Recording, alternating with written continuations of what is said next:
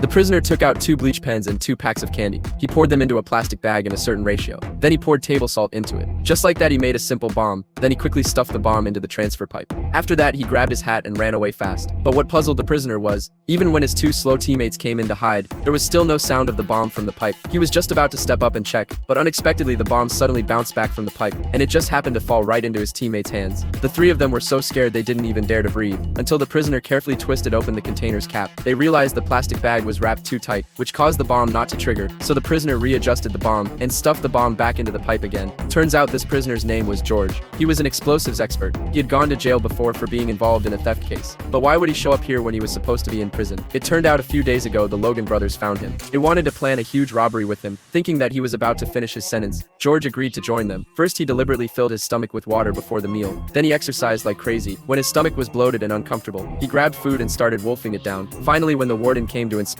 he deliberately threw up the vomit he'd been holding in. Then George and Clyde went to the bathroom. Then George took out the tools he had hidden in advance and quickly pried open the iron box. After the 2 crawled into the wall pipe, they put the iron box back in place. On the other side of the pipe was the tool room. Then the 2 put the prepared wooden crates under the car and hid themselves inside. That way they could avoid being spotted by the guard's mirror check. When the car arrived at the gas station, the 2 immediately got out of the crates, then went straight to the blue getaway car, and just like that completed the escape. But this was only the first step of their plan. At that moment, their accomplices in prison saw the race begin. They immediately pretended to start a riot and took the chance to tie up all the guards, using negotiating with the warden as an excuse to buy time for George outside to rob the vault. At the same time, George and the other 2 also started their move. First, they blew up the racetrack's card control room, making the manager think it was just an equipment failure. When all the players were forced to bet with cash, the vault would quickly be stacked with loads of cash. Then the 3 disguised themselves as maintenance workers and quietly sneaked into the underground transport room of the racetrack. They just needed to blow a hole in the pipe connected to the vault, then use the ventilation system through the transfer pipes to suck out all the cash from the vault. Then George put the explosives he had assembled into the transfer pipe.